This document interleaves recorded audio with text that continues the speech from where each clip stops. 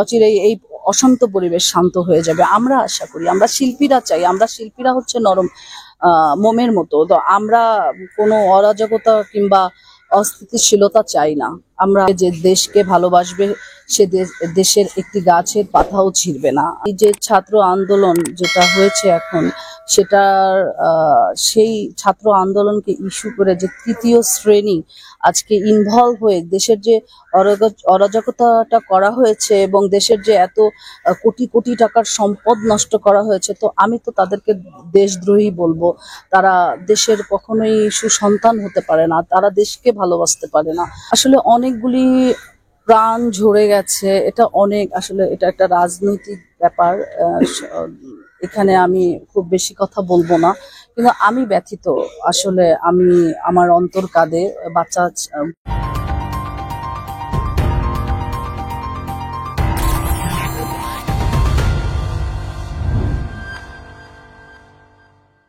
আসলে আমাদের সিনেমা জগৎটা এরকম একটা জগৎ, এমনি আমরা প্রতি বছর অনেক ক্ষতির সম্মুখীনে পড়ি। সিনেমা জগৎটা আসলে লাকের ব্যাপার।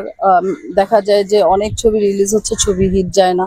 তো এমনি আমরা ক্রান্তিকালে, সেই হিসাবে বলবো এই দেশের এই চলমান পরিস্থিতি, অস্থিতিশীলতা কিংবা এইরকম একটা সময় অতিবাহিত হচ্ছে, খুব করুণ সময়। আসলে জনমন, কারোর মনে সুখ নাই, সবাই আসলে আমরা বিচলিত। আমরা এক্ষেত্রে তো অবশ্যই একটা বিশাল প্রভাব আমাদের চলচ্চিত্র ইন্ডাস্ট্রির উপর পড়ছে। আমি আশা করি ডিএ তায়েব ভাইও বলে গেছে যে অচিরেই, যেহেতু আমাদের সরকার প্রধান সবাই সম্মিলিতভাবে এটার একটা মানে একটা উদ্যোগ তারা হাতে নিয়েছে, তো অচিরেই এই অশান্ত পরিবেশ শান্ত হয়ে যাবে আমরা আশা করি। আমরা শিল্পীরা চাই, আমরা শিল্পীরা হচ্ছে নরম মোমের মতো। তো আমরা কোনো অরাজকতা কিংবা অস্থিতিশীলতা চাই না। আমরা শান্ত পরিবেশ চাই, সুন্দর পরিবেশে আমরা সুন্দরভাবে নিঃশ্বাস নিতে চাই। হ্যাঁ, অবশ্যই আমাকে অনেক দুঃখ দিয়েছে যে দেশকে ভালোবাসবে সে দেশের একটি গাছের পাতাও ছিঁড়বে না। আমি যেটা মনে করি, আমরা বহির্বিশ্বেও দেখি যে অনেক জায়গায় অনেক আন্দোলন হয়, অনেক হয়, কিন্তু তারা কিন্তু সে দেশের সম্পদ নষ্ট করে না। কিন্তু এই যে ছাত্র আন্দোলন যেটা হয়েছে এখন, সেটার সেই ছাত্র আন্দোলনকে ইস্যু করে যে তৃতীয় শ্রেণী আজকে ইনভলভ হয়ে দেশের যে অরাজকতাটা করা হয়েছে এবং দেশের যে এত কোটি কোটি টাকার সম্পদ নষ্ট করা হয়েছে, তো আমি তো তাদেরকে দেশদ্রোহী বলবো। তারা দেশের কখনোই সুসন্তান হতে পারে না, তারা দেশকে ভালোবাসতে পারে না। তো আমি মনে করি যে একজন শিল্পী হিসেবে আমি সবসময় আশা করব যে আপনারা আন্দোলন করেন, আপনাদের মতের অনেক কিছু বিরোধ হতে পারবে, আপনাদের দাবি থাকতে পারে, কিন্তু সেইটা দেশের সম্পদ নষ্ট করে নয়। আসলে অনেকগুলি প্রাণ ঝরে গেছে, এটা অনেক, আসলে এটা একটা রাজনৈতিক ব্যাপার। এখানে আমি খুব বেশি কথা বলবো না, কিন্তু আমি ব্যথিত। আসলে আমি, আমার অন্তর কাঁদে। বাচ্চাগুলি, 17 বছরের বাচ্চাকেও দেখেছি, স্টুডেন্টকেও দেখেছি যে এইসব আন্দোলনে শরিক হতে।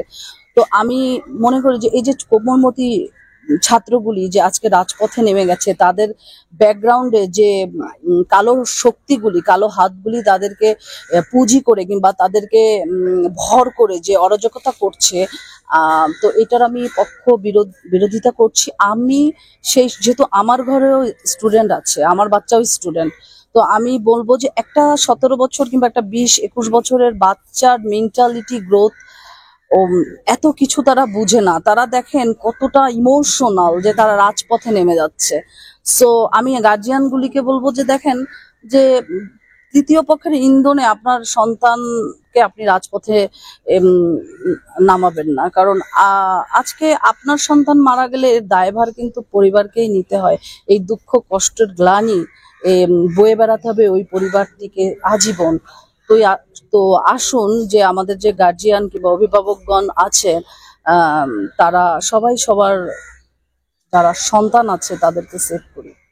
না, এই মুহূর্তে আমরা আসলে 15ই আগস্ট যে শোকসভা আছে ওইটা নিয়ে আমরা বেশি ফোকাস। আর আমরা যেহেতু শিল্পী, আমরা আমাদের শিল্পীদের এই মুহূর্তে কোনো শিল্পী যাতে অর্থকষ্টে না থাকে, কোনো শিল্পী যাতে চিকিৎসা ব্যাহত না হয়, কোনো শিল্পীর জন্য যেন ক্ষয়ক্ষতি না হয়। আমরা আসলে শিল্প পরিবারটা আমাদের শিল্পীদেরকে বেশি আগলে রাখার চেষ্টা করছি।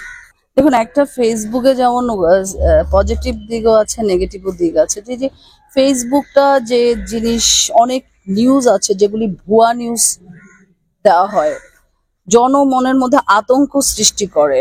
যে কোনো মানুষকে ফেসবুকের মাধ্যম দিয়ে আমরা নিচে নামিয়ে দিচ্ছি। এই যে এগুলি যে হচ্ছে, এগুলি আসলে আইনের আওতায় আনা উচিত। আর ওই যে দায়েব ভাই বলে গেছে যে দেশের বাইরেরও অনেক আইডি আছে যেখান থেকে অনেক কিছু প্রচার হয়। তো সার্বিক পরিস্থিতি আমার মনে হয় যে শান্ত করতে গেলে ফেসবুক যে এখন বন্ধ আছে, এটা জাস্ট পরিস্থিতিটা শান্ত করার জন্য। আবার ঠিক হয়ে যাবে, সব কিছু ঠিক হয়ে যাবে আগের মতো। না, অবশ্যই। তো আমরা তো শিল্পী, আমরা কাজ করতে পারছি না, আমাদের যা টুকটাক যা বিজনেস আছে আমরা রানিং করতে পারছি না। এটা তো অবশ্যই আমরা একটা ক্ষতির সম্মুখীন হচ্ছি। সব থেকে বড় কথা হচ্ছে যে আমাদের যারা বাচ্চারা পড়ালেখা করে, তাদের সামনে হচ্ছে কেউ ও লেভেল দিবে, কেউ এ লেভেল, এই যে তাদের পড়ালেখার ব্যাঘাত ঘটছে। এটা তো অনেক বড় ক্ষতির আসলে। অচিরেই আপনারা দেখবেন, খুব শীঘ্রই দেখবেন আমি সেভাবে এগিয়ে যাচ্ছি। আর দেশের জনগণের কথা বলবো যে আপনারা বাঙালি, আমরা আসলে এই মানচিত্রটাকে ভালোবাসি, বাংলাদেশকে ভালোবাসি। বাংলাদেশকে ভালোবাসলে আমরা আসলে আহ, আহ, কোনো প্রকার আর কি দেশের ক্ষতি করতে পারবো না। আমরা বাংলাদেশের কথা চিন্তা করি, একটু শান্ত থাকি, পরিস্থিতি সব স্বাভাবিক হয়ে যাবে। আর যে যে অবস্থান থাকেন না কেন, সবাই সবার পরিবারকে রক্ষা করেন। পরিবারের বাইরে আমরা কেউ না।